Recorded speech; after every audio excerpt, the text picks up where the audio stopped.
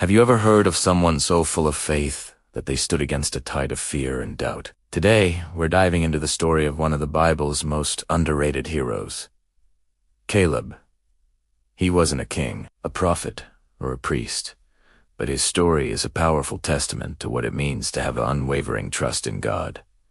So, who exactly was Caleb, and why is his legacy so important for us today?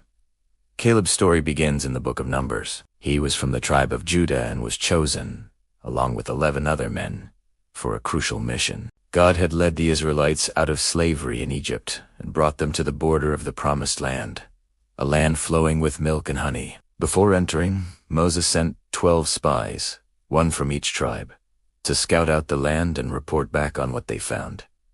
Caleb was Judah's representative. The 12 spies spent 40 days exploring Cuna. They saw its incredible bounty-lush vineyards, fertile fields, and fortified cities. They even brought back a cluster of grapes so massive it had to be carried on a pole by 2 men. When they returned to the Israelite camp, the majority of the spies gave a terrifying report. Yes, the land was amazing, they said, but the people there were giants. They described them as descendants of Anak, powerful warriors living in cities with walls that reached the sky. The 10 spies concluded, "We can't attack those people. They're stronger than we are, Tayev. Inside, we seemed like grasshoppers in our own eyes, and we looked the same to them."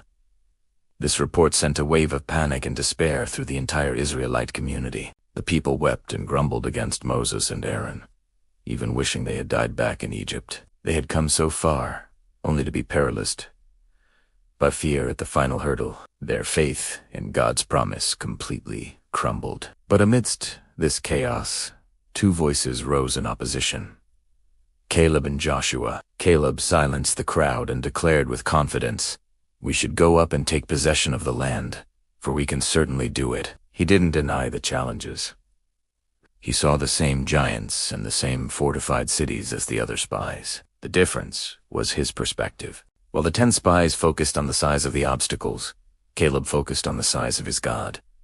He and Joshua tore their clothes in distress over the people's lack of faith and pleaded with them, saying, "The land we passed through and explored is exceedingly good. If the Lord is pleased with us, he will lead us into that land, a land flowing with milk and honey, and will give it to us. Only do not rebel against the Lord, and do not be afraid of the people of the land, because we will devour them. Their protection is gone, but the Lord is with us. Do not be afraid of them." Caleb's key phrase here is "the Lord is with us."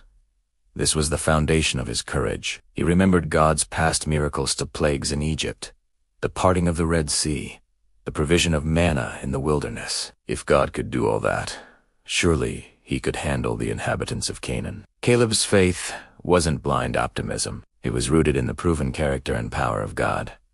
He had what the Bible calls a different spirit. Unfortunately, the people's fear was too great. They refused to listen and even threatened to stone Caleb and Joshua. As a consequence of their disbelief, God declared that the entire generation of adults who had come out of Egypt would not enter the Promised Land. They were sentenced to wander in the wilderness for 40 years. 1 year for each day the spies had explored the land, until that faithless generation had passed away. Out of the 12 spies, only Caleb and Joshua were spared this fate. God specifically commended Caleb, saying in Numbers 14, "But because my servant Caleb has a different spirit, and follows me wholeheartedly, I will bring him into the land he went to, and his descendants will inherit it." This phrase, "follows me wholeheartedly," is the essence of Caleb's character. It means he was all in, no half measures, no wavering, just complete and total commitment to God's plan. So, for the next 40 years, Caleb wandered in the desert with the rest of the Israelites. Imagine the patience and perseverance this required. He had seen the Promised Land.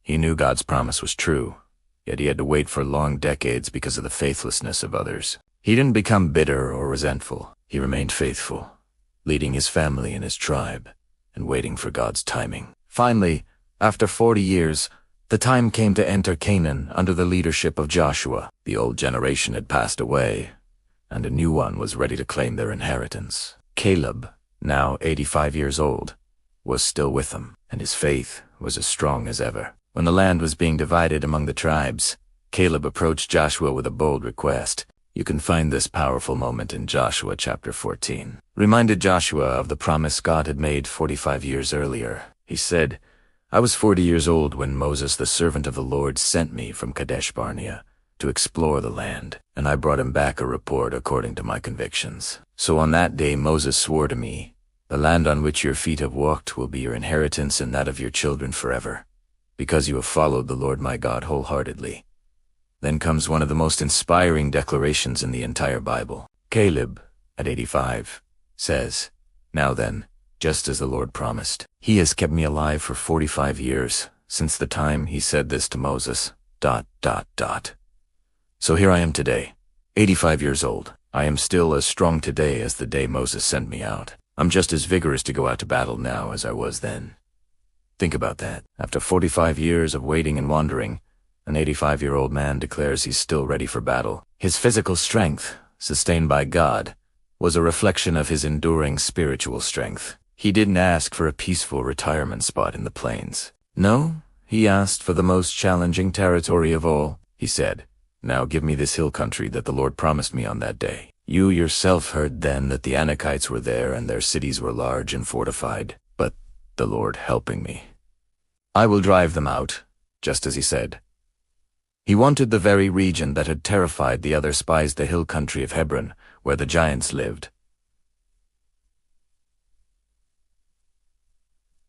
He wasn't looking for an easy path. He was looking to conquer the very source of fear that had held his people captive for 40 years. And did Italiano. With God's help, Caleb successfully drove out the inhabitants of Hebron and claimed it as his inheritance, just as God had promised. Hebron became one of the most important cities in the history of Israel, and it all started with the faith of one man who refused to be intimidated by giants. So, what can we learn from Caleb? First, we learn the power of a different spirit. In a world often dominated by fear, negativity, and doubt, we are called to have a spirit of faith that sees possibilities where others see only problems. This isn't about ignoring reality, but about seeing reality through the lens of God's power and promises. Second, Caleb teaches us about wholehearted devotion. He followed the Lord wholeheartedly. His commitment wasn't partial or conditional. He trusted God completely, even when the path was long and difficult. It challenges us to ask ourselves, are we all in for God, or are we holding parts of our lives back in doubt or fear? Third, Caleb's story is a powerful lesson in perseverance and finishing strong. Age did not diminish his faith or his fire. At 85, he was still ready to take on giants. It reminds us that our journey with God isn't a sprint, it's a marathon. No matter our age or circumstances, God can still use us to accomplish great things if we remain faithful. He didn't let 40 years of waiting make him complacent. He let it sharpen his resolve. Caleb's legacy is not just about a piece of land. It's about the inheritance of faith. He passed on a legacy of courage and trust to his children and to all of us. His life stands as a bold challenge. Do you want to let the giants in your life, whether they are fear, doubt, difficult circumstances, or the negative opinions of others, stop you from claiming the promises God has for you? Be like Caleb. Have a different spirit.